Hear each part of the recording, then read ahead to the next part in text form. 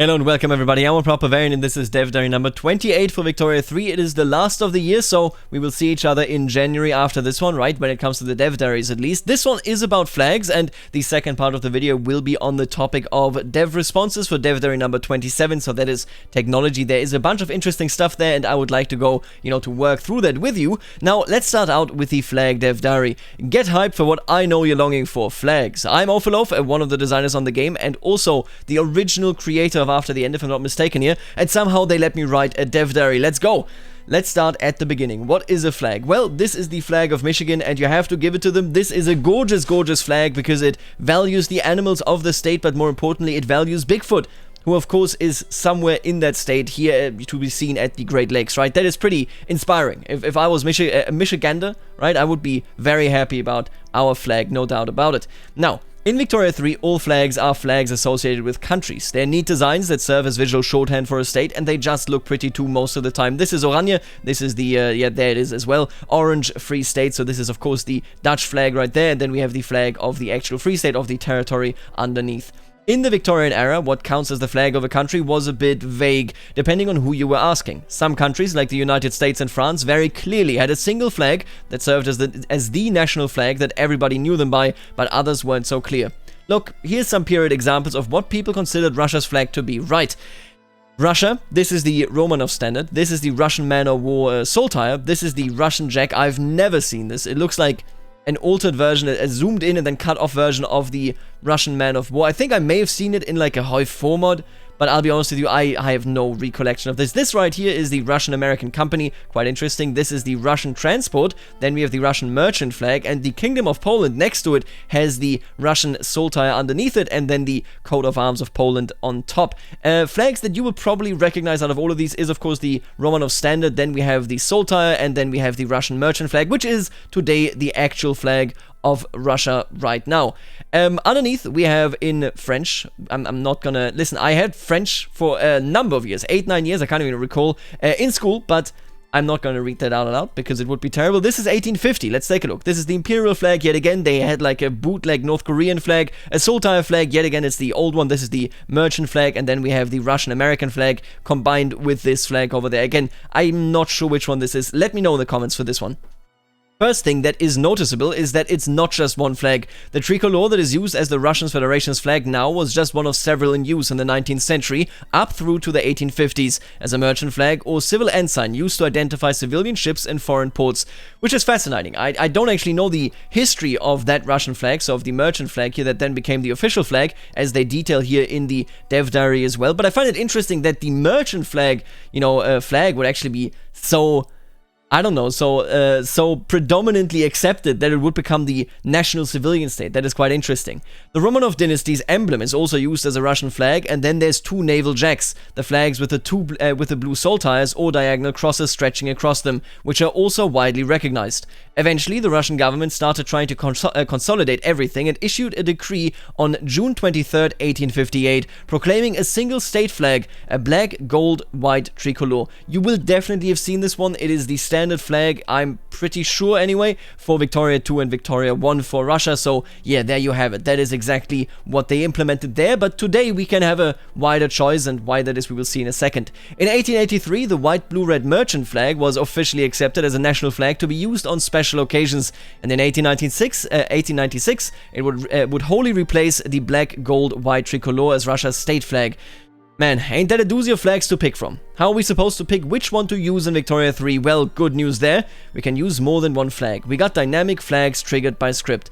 First of all, let's take a look at the proper flags here. This is, of course, the Romanov emblem. This right here is the flag that they instituted in 1858. Then we have the merchant flag become civilian flag. That is in 1883. Yep, that's it.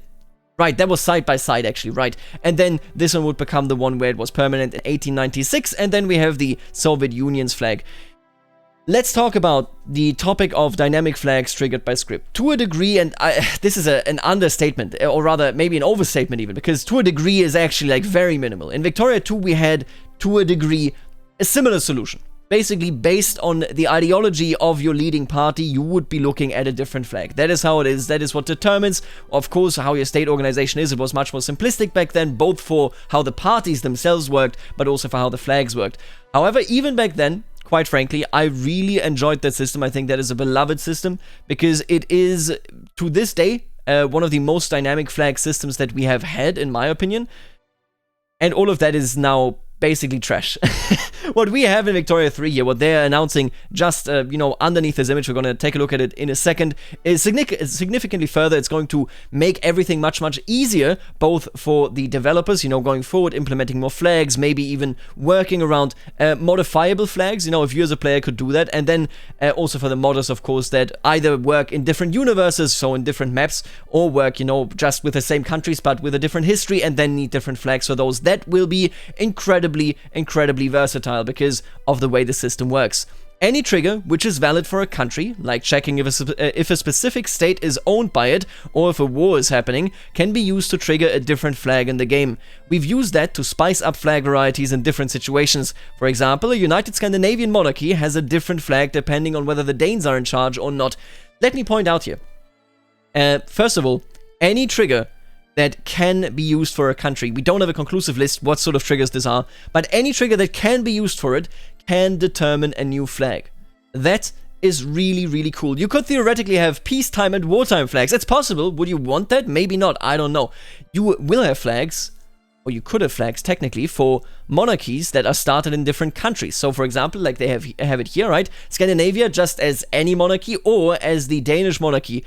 Or, alternatively, you could have it as a situation where maybe, if they track this is a bigger question, I don't know whether this is included, but theoretically you could have different flags for different families, right? Russia, if, I don't know, the Hohenzollern took over, maybe they would get a different flag compared to the old Romanov flag, right? This is something that I find really interesting, especially now that the ideology and the state form is no longer determined. Yes, of course, there are laws and how that goes, right, and how that proceeds with your state organization, but it's no longer just determined by the ideology of your party, of your leading party. It is much more dynamic now, it is much grander now, there are many more factors going into this decision of what actual state organization you have, what you are.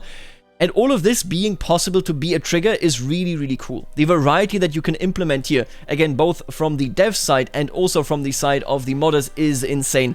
And let's take a look at this. This is the Scandinavia flag, I think, as we all know and love it. When you form Scandinavia, this is the flag that you get. And then here we have something that is, quite honestly, what it reminds me of is basically that it is it's like a British flag. It's like the United Kingdom's flag. You have the Danish flag underneath. That is basically this section right here, right? Then we have, I see the Norwegian flag, which is like all of this combined, right? You see this, like it's on top of the Danish flag, I guess. And then we have the flag of Sweden with the golden cross and whatnot. I assume that this is the variant of the Danish monarchy because Denmark is on top, right? It may sound primitive, but the black, white, red flag, for example, for Germany was chosen because black and white was Prussia and the North German Federation, but the North German Federation was founded with this premise in mind that Prussia is on top. That is legit basically how this was developed. I like this idea, I like where they're going there, and there's a lot of artistry in there. Now you may ask, okay, but how do they actually do the flags? Do they still do them with actual files? Like you have a file for one flag and that's it? Or how is that done? If you know CK3, if you know how Coat of Arms generated, it's basically the same. We're going to see that in a second as well. But let's continue. And that's on top of just using the actual checks like governments, the number of states in a country, and so forth. So again, all of these big checks, like for example, did Denmark found Scandinavia, can be done, but also the basic checks like governments, number of states in a country, and so on. Right, yes, you probably want to see the stars in the American flag, don't you? I know I do. I know I do. They do change based on the number of states in the Union. Yep, look at that, and look at that. I wonder whether it scales infinitely. Okay, I really wonder whether it does. I wonder whether you can differentiate between incorporated and unincorporated states as well, which of course for the United States in particular I think makes sense, but this is really cool. There's even some unique flags, so when one country becomes the puppet of another. In some cases, a generic "oh no, I'm a puppet now" design is used to the puppeted country's flag with the master country's flag inserted as a canton in the upper left corner of the puppeted country's flag, while in other cases, a wholly unique flag is made for a particular combination of puppeteer and puppet. You need to help me here, right? But we're gonna talk about this in a second. So this is British Spain, right? This is the emblem of the Castilian aristocracy. So I believe this is British Spain. I could be wrong here. And this one is this. So It may sound weird, right? But like obviously it's like, it could also like be a tilted flag. This is either Texan Italy, Texan Hungary, or Texan Britain. Because the British Republic's flag, if I'm not mistaken here, was this. So if Texas makes a puppet out of Britain and it's a Republican form, I'm pretty sure this is the British flag at that point. And it's pretty hilarious, in my opinion. It's the Lone Star, right? This is what it is. I would really like this if that was true. Either way, though, there's of course a lot of variety in here. The puppeteer stuff is one of the most pertinent things, in my opinion, because you will be puppeting a lot of people as you go through the game. And seeing different flags that actually shows, yep, this is your puppet, does give you a decent amount of immersion, in my opinion. Now, there's also a sort of fallback system to provide flags for every polity, even if we can't really settle on one particular design, or if they're feisty dynamic rebels, or what have you. Flags can be randomly generated with particular triggers set to some flag, so some flag elements only appear if a tag is of a particular culture, religion, or ideology, among other things. I assume this is the generic freedom flag, the generic, is it even... I mean, I guess Muslim is accurate in this time period. The moon and sun, or moon and star, have already become a Muslim symbol at that time. Of course, it wasn't originally one, but at that point it was. And then down there we have... Who even is this? Is this... Are these the neutrals that took over Georgia or something? A revolutionary neutral republic? I'm not sure. Let me know what you think about these. This is very much... It looks like a generic freedom flag, if you will. Now, for the modders out there, it shouldn't be difficult for you folks to put together more flags if you want, and of course you want to make more flags, right? This makes the France default flag. You can see this is basically CK3. We have the pattern that is a solid pattern, and the color that it has is blue. That is the entire background. Then on top of that, we do an emblem. We do the tricolor vertical, so that you have the blue only on the left side, then we have white in the center and red on the right, and we have it determined right there. All that's going on there is that a plain blue field is set as the background, and then a single graphical element with the central third and right third of the tricolor as colorable sections is slapped on top, with white and red respectively added in there to make a nice and tidy blue-white-red tricolor magnifique. And to plug that bad boy into the game, all you need is a little scripting in another file that goes a little something like this. So I was looking at this, right? And I'm pretty sure they're defining the COA here. Then they're saying, this is the COA of France. I think this is the fallback option because it has a priority of 1. And then we have the option if you are a republic. It triggers this flag, which is the same. You know, coincidentally, the COA code is the same code. But I'm pretty sure, basically, this is the fallback option here. And then right here, we have an additional flag definition. If you are a republic, you definitely want this flag as well. Yeah, that's quite interesting. Maybe I'm misreading the code. But the thing about this is that there are upsides and there are downsides. As a modder, and you know, I'm very active, of course, in the CK3 modding community, and as a modder, at least from what the modders have told me, I assume that this is great news, because it means that you can be really deliberate in how you do your flags. If you add certain layers, if you add certain patterns, right? So you can add selected emblems, you can add selected patterns, and those will make it so that you can basically make any freeform flag. It will be possible, it will be viable, and that is a good thing. There is, however, this other side note where gone are the days, basically, where as just a random person, you can very quickly go and just throw in a file, you know, is it TGA, is it PNG, I'm not certain, but where you could just throw that in and all of a sudden you have that flag in game. Those days are basically gone. They are gone in CK3. It is significantly harder to have a truly custom coat of arms, and they are gone in Victoria 3. That is quite clear. You need to work in the code to put in patterns. That's the way it is now. The only negative thing that I have to say about this dev diary, because I think the way that they have conditions and can trigger different flag designs, is the fact that I can't easily manipulate my flags manually. If I want to add something specifically, for example, something, I don't know, maybe a bird or a crown or a sigil of a family, that sort of stuff, you can't do that. That is something that we have experienced thoroughly at this point in CK3. Again, you need to script, you need to go into the save game and actually script it to do it. And we have been eagerly awaiting, if you don't play CK3, you may not know this, but we have been eagerly awaiting 1.5, which is the Royal Court patch on the 8th of February of 2022, because that one includes a really good coat of arms editor. I'm going to link that editor showcase that they did. Matthew coded that. They have a showcase on YouTube. I'm going to link that in the pinned comment. Take a look at it, because It's a really good system. The coat of arms in CK3 that you can make it with it look beautiful. I'm really excited for that to finally come into the hands of me and the players, right? And I wish that was also in Victoria 3. I wish that we had this variety, because otherwise you will always have to code something together. And you can make that work, and it's clearly more flexible for this trigger system, but for manual overriding in just a playthrough, you know, you just want to have a bit more immersion, it's very counterproductive. And if there is no inherent coat of arms editor, or a flag editor in this case, that kind of sucks. Like, that makes things significantly more difficult. However, I do want to say that I think this is much less of an issue for this game compared to CK3, because, I mean, you already have so many variations via the flag thing. So this is only a tiny minus. It's not that large, because the variation that we get from the trigger possibilities is already large enough, but my god, I certainly do wish that, you know, we just had a flag editor in the game, much like we have it in CK3, or will have it in CK3 once the Royal Court comes out. You can create as many flag definitions as you like, and you can plug the same flag design into multiple definitions, or make a unique one for every definition if you want to go insane scripting it all up.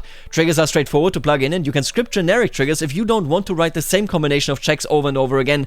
If you want to mod flags, there is a delightful amount of flexibility with this system. I believe it. It sounds great for modders, no doubt. So, there you have it. We got flags. We got lots of flags. We got randomized combinations of flags that go on for days.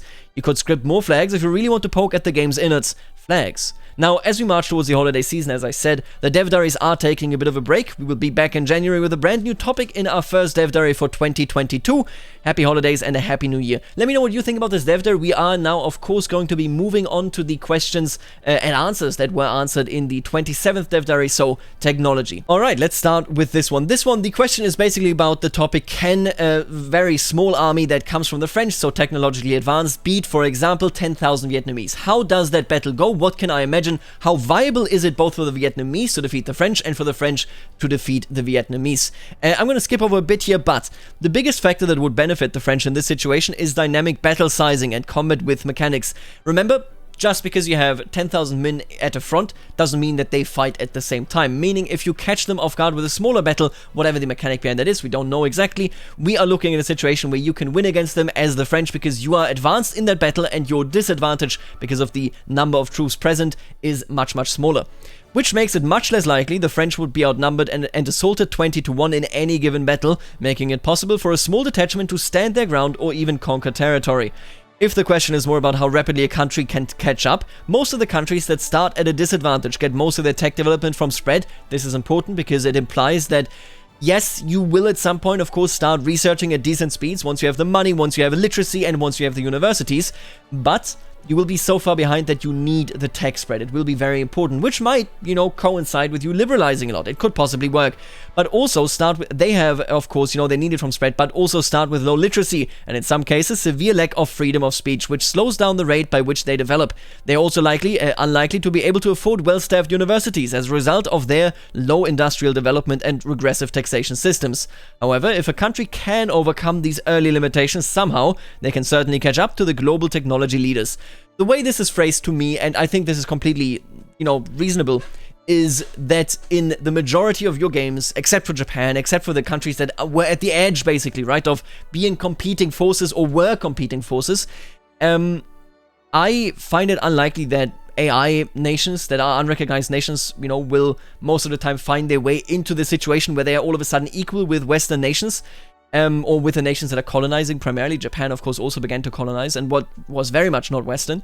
But it appears to be viable both for a player in this unrecognized position, which I think is good. If you can pull that off, that is great. But also for countries that a player may support. What do I mean with this? I mean, for example, if you let's say you're France and you don't want to go to war with Dai Viet. You want Dai Viet as somebody that you protect, that serves you, and maybe you are allies later down the line.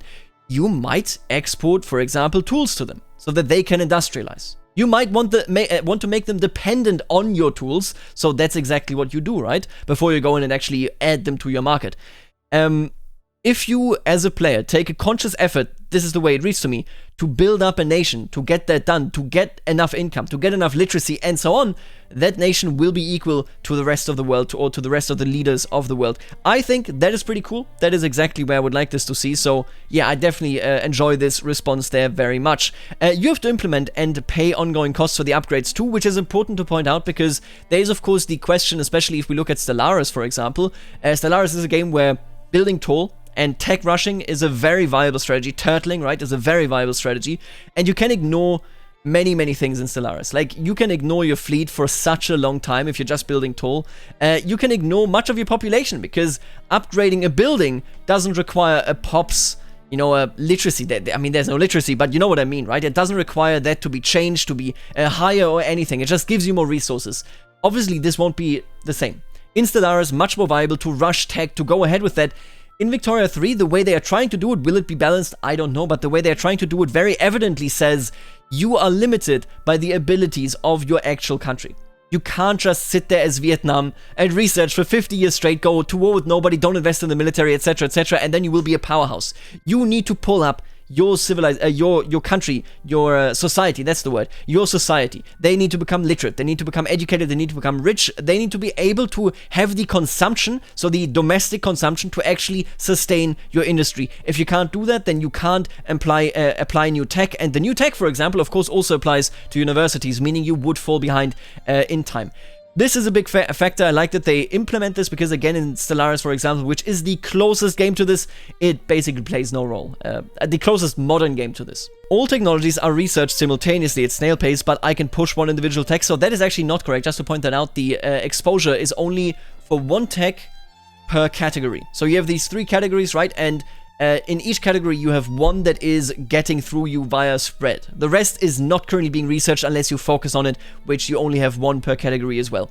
I would not say snail's pace. Tech spread is often a considerable factor. Even a technologically advanced country will probably acquire around 60% plus or so of their techs, at least in part, due to spread from someone else who got there first.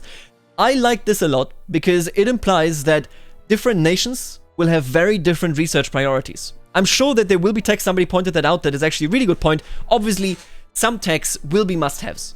A tech that gives you a lower mortality rate and a higher birth rate. That's a tech that you want. Because the earlier you get it, the larger will the benefit throughout the game be. But then there may be techs where you say, I don't have a steel production, I'm not going to go deeper in this. I don't need to focus on this. Somebody else will do it, because they have a steel production. This sort of thing, where it's a really modular decision-making process that you are making as you look at the actual tech tree, I think is really good. I think this is the right approach. Again, whether it will pan out with the 60% plus, plus minus maybe like 10-20%, depending on your country, is something I can't answer, but I like that specialization will naturally occur. We will see something on that very topic in one of the later answers as well. Will certain nations start the game with negative research modifiers from the start of the game? This was, of course, just look at non-westernized nations in Victoria 2, right? That was basically how they were handled. It was a terrible gameplay loop. My god, Japan is so boring until you actually westernize. Just terrible. Not unless it's very obviously associated with some prior historical event. No, and I'm not aware of anything like that in the current build of the game. We try to avoid arbitrary country-specific modifiers, thank you, unless they are obviously linked to something real, like geographical features, a law in the book, and etc. So you could say, theoretically, and that's accurate, if you are in the mountains, then you will, I don't know, for example, be worse at, were there negative effects? I'm pretty sure there were negative effects on, getting food, on farming, that sort of stuff. And that could be seen as a country modifier if you really want to get technical about it, but it really isn't. It just means that you are on this location and that is the effects that you get, right? It's not your tag that inherently is this way. Actually, here's an example. China should obviously be the world's major producer of silk, right? So instead of giving China a flat plus 10% silk production just for being China, or saying that silk plantations can only be built in states that China owns at game start, we made it so the country actually starts with a tech nobody else can normally acquire, sericulture. This tech is disconnected from the rest of the tree and can only be acquired via events, so it's an ancient tradition that was closely guarded. But if a part of China was to split off, that country would also have knowledge of sericulture and would gain the benefit. I'm so confused what the last sentence really means. So first of all, I'm happy with what they're doing there. I first read the last sentence, let's go through that again. But if a part of China was to split off, that country would also have knowledge of sericulture and would gain the benefit. This sounds to me like, for example, the Kingdom of Heaven Rebellion or the Heavenly Kingdom Rebellion, right? Or, you know, for example, if we're looking at a situation where the Warlord era starts, Manchuria maybe splitting off, you know, being a Japanese puppet, maybe they can do sericulture. Not that it would be important that late into the game. I mean, at that point, you're way past it with your manufacturing, right? But I was thinking, if I take a chunk of China, rather than releasing something, does this apply to me as well? Do I get sericulture? Maybe I can only build it in, or like build buildings that get the benefit in China because the populace there would know the secret. But I'll be honest with you, I'm not too concerned about this. This is a very, very specific case where sericulture, so, you know, the silkworm domestication, of course, was a huge topic for China, for the royal court of China. So in a sense, if the warlords get the tech, that could actually be really unique gameplay. If they come out of that, if Mongolia becomes independent, if Tibet becomes independent, and so on, right? There are really interesting loops in there, and I will say, as much as I'm fine with this, because I think that this sort of technology, right, the sericulture, is one of those technologies that really only play a role fairly early on into the game. At least unless I'm mistaken, I'm pretty sure I'm not. But like until like the 1860s, 1870s, I don't think this plays this big a role anymore. But more importantly, only one country, or countries that spawn where that country is getting that tech, is kind of like a country modifier, right? Like, kind of, at the very least. At least it reads that way to me. But who knows? Either way, this is how they stand on that topic. Right, here we are, let's take a look at this. Make Victoria 3 said, that's a great username by the way, state press and censored press should allow the player to suppress certain ideas but not be a static penalty to tech idea spread. So if you don't want your pops to get any silly separatist, socialist or fascist ideas, then you can just suppress these. In the case of state press, it should even be possible to promote ideas you want to spread. The advantage of a free press would be that you don't need bureaucrats to oversee it, while with censored or state press, the pops who have oppressed thoughts are more militant. I think this is like a really good suggestion. We've actually been toying with the idea of being able to tag specific tags for suppression. The main challenge is making it something with comparable benefit to the other ways you can spend authority, rather than just a gimmicky thing you can do but won't in practice. First of all, I agree, trap options are bad. If they have tested this, if they have thought about this and came to the conclusion that any implementation that they were coming up with was just a trap option, I'm fine with that, but I certainly also would like to see specific tag suppression if possible. We'll certainly explore this for the future. That's quite nice. Also, it seems that there's a hard cap to innovation per week of 200 when literacy is at 100%. This should not be the case, and assuming that it is the national literacy, it would also mean conquering and incorporating large amounts of land with illiterate people would harm your research progress, which would not make much sense either. So at least it should be changed to something like max innovation is base 100 plus average literacy times total pops, blah blah blah. Luxembourg was certainly not backwards, but they were not really famous for cutting edge technology either. Interesting question, basically targeting at, hey, how will you be progressing through technology? How will it be for different countries such as Luxembourg? Will they have this building tall effect that Stellaris knows? Let's take a look at this. The literacy-based hard cap to active innovation spent per week is absolutely intentional, since no matter how many universities you have, you can't research dynamite in a week. On the other hand, any overflow goes towards your tech spread, so to ensure access, you need to do something for you at all times. I actually like this. It's obviously... I've seen a lot of debate about the topic of whether literacy should influence research and spread rate the way it does, whether it shouldn't be the other way around. I think that the restriction to universities is required in this tech system from a gameplay point of view. I cannot speak to the question of universities having a major impact on the active research and the tech spread primarily depending on literacy. Whether that is accurate, I cannot... So literacy also influences this, but I cannot speak to this because it depends on the technology, doesn't it? There are certain technologies that are very academic, and then there are certain areas that are very non-academic. For example, we are in particular speaking about the inventions within social sciences. A lot of that stuff is only active if the populace incorporates it. Universities can dream it up all they want, but actually implementing it there doesn't really play nice. I said this in the video about technology where I said I see this criticism, I feel that criticism, and yet I do want to bring my own counter-argument yet again, where basically, yes, what I'm saying is true, but you have to say that literacy already arguably affects the actual tech spread in the sense... Not in the gameplay spread sense, but rather in the sense that you can't implement it unless your population is literate enough that they can take the jobs that comes from this new technology. Be it, for example, that you need to be more educated so that you can actually start a job profession, that sort of stuff, right? So in a way, it already is accounted for. I don't know. From a gameplay mechanic, aside all of this realism talk, from a gameplay mechanic, it makes perfect sense to me that it is capped via literacy, because otherwise, hey, let's say you're an unrecognized country, let's say you are Russia, okay? Just build 1,000 universities, and all of a sudden you can research everything. That's nonsense. It's nonsense, right? So gameplay-wise, it makes a lot of sense. If you wanted to make it make sense in realistic terms, I think to a large degree it already is making sense because of the way you need to implement it as production methods.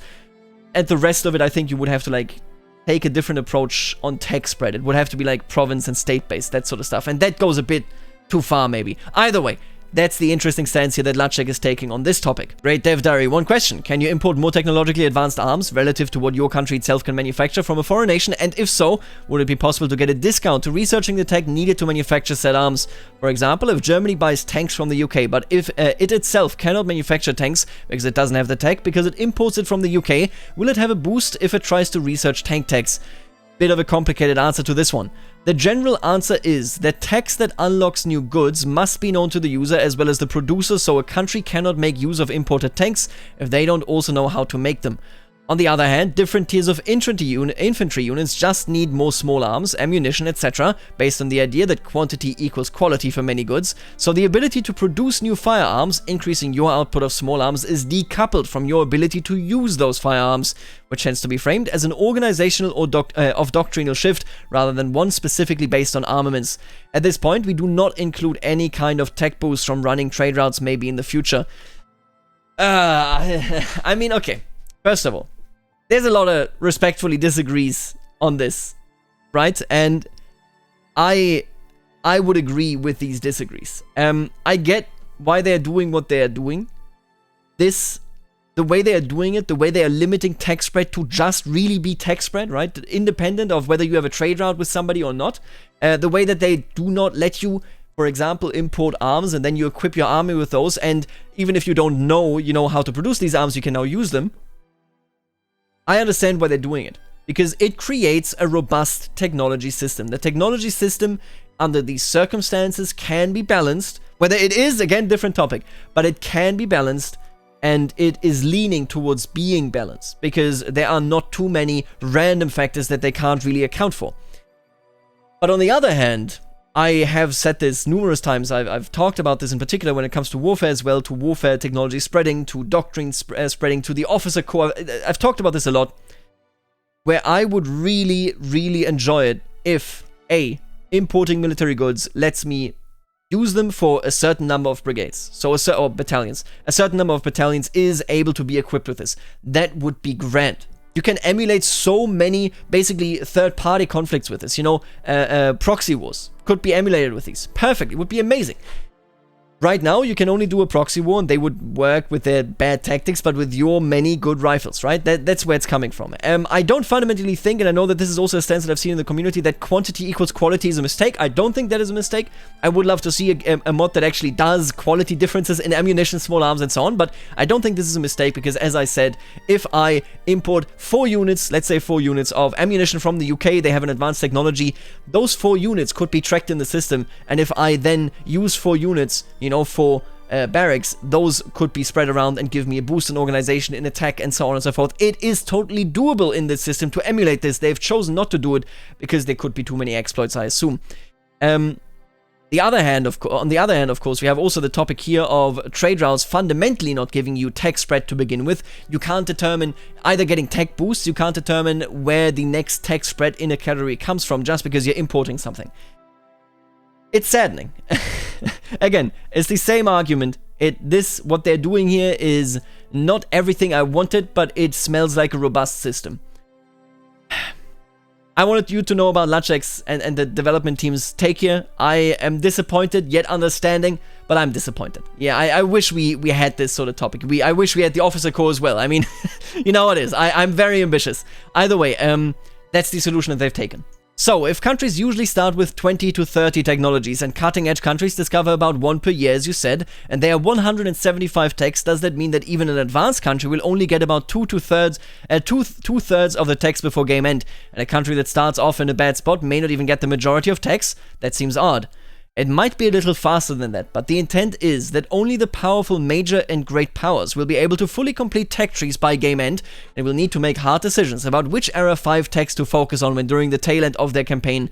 A great many countries will acquire less, maybe not less than 50% due to the effect of tech spread in the latter half of the game, but perhaps around 60 to 70%. Yes, I like it. No, I like this a lot. I see the potential criticism where you have tech that will virtually go unused in every single game, because it's at the tail end, right? And you have to make hard decisions. But I would rather... let me phrase it this way. I would rather they sit down and design this system with the very idea of somebody actually playing until the end.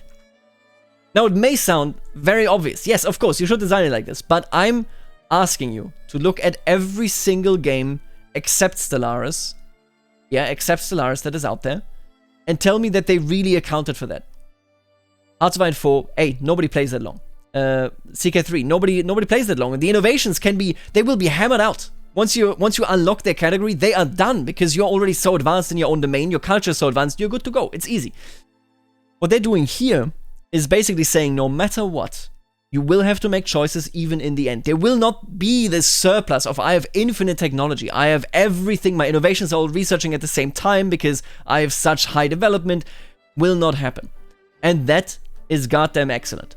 I was very worried, and obviously still am worried because it's difficult to see it from the distance, whether Victoria 3 will keep the biggest boon outside of the game mechanics that Victoria 2 has. Victoria 2 is one of the very few games that people actually regularly finish. Every other game doesn't think about the endgame. CK2 was hell, it was so unbalanced. Hearts of Iron 4 is just a pain in the end. EU4 is just boring because you've outblobbed everyone. Victoria 2 was the game that actually said, hey, are you sure you don't want to play until 1936? Just finish it off, right? Let's get it done. Victoria 3 needs to have the same demand, in my opinion. There needs to be the same standard for Victoria 3. And this does seem like they are considering this. Like, this is something they have in consideration to achieve. And I'm very thankful for that. I think that is very important. Hey, make it so that at the end of the game, I still need to make tough choices about tech because I'm not swimming in research points. What level of technology can a country that puts no effort into advancing literacy or building schools expect to reach when a Central African state with no import of ideas from outside the borders have steelworking and atmospheric engine in 1900? Steelworking and atmospheric engine by 1900? Almost certainly yes. We're thinking of ways to model tech spread in very isolated or isolationist countries with virtually zero contact with the outside world, but at the moment we make the assumption that all centralized countries have some sort of contact with the outside world and is exposed to all kinds of ideas. Whether they would like to or can afford to implement them is another matter. Again, much like I said it, I think 2 questions ago now. This is a robust system, this is a fine system, but the fact that, for example, the famous situation in Japan isn't really accounted for, is only accounted for in a very limited fashion. Yeah, I mean, sometimes robust systems go first. I understand that. I hope that tech will get this more ambition rework later on for sure. Because it's a really neat system, but like, it's just so frustrating. At some points they were like, we need to make it work. We need to make it work. Period. And then they made it work. But, hey, if we had more time, if we had more money, if hey, I don't know, maybe this could have been more advanced on release. Here's also another interesting one, and this is also the last one. The Eureka concept in the Civ 6 tech system is interesting since it boosts research in logical things that the civilization excels at. Have you considered a similar mechanic, making, for example, research in steel production technologies more effective if you have a strong steel industry? We actually considered and discarded the Eureka concept for Victoria 3 very, very early on. It'd be trivial to do in our engine. What we don't like about it is that it felt like putting the cart before the horse and constrained creativity. When I read this originally, I thought like, does it really feel like you put the cart before the horse? The Eureka system is a nice idea, right? But the post actually persuaded me. Rather than me inventing the Bessemer method because I need more steel, I build more steel mills so I'll get a discount to researching the Bessemer method so I wouldn't be wasting my research. This is how the Eureka concept would basically influence your gameplay. That is already negative. You don't want to be building something because otherwise you feel you're wasting your time, because that would mean railroading to a heavy degree. Presumably, the increased focus on steel I get from this process now makes it cheaper for me to get some other steel production related tech, so now it feels bad to go researching something in a different field where I don't qualify for a discount, etc. They want to do it the other way around. If I need more steel, I research a better way of making steel, then I implement that. My steel mills are now more effective and more of my economy will start to rely on steel. Maybe my next invention will be in trade so I can leverage the steel power globally, or in artillery production so I can make use of the steel in my domestic armaments production. I prefer if players are free to think in those terms, rather than in what hoops they now have to jump through to get the best bonuses next time. Basically, what Lacek is saying here is that instead of asking, what bonuses do I have, and then I need to research that, the question is, what is my need? I want bonuses in this. It's the same outcome. You get the same outcome. If you have a strong steel industry, it is very likely that you will go, I want bonuses in this. I'm very interested in those bonuses.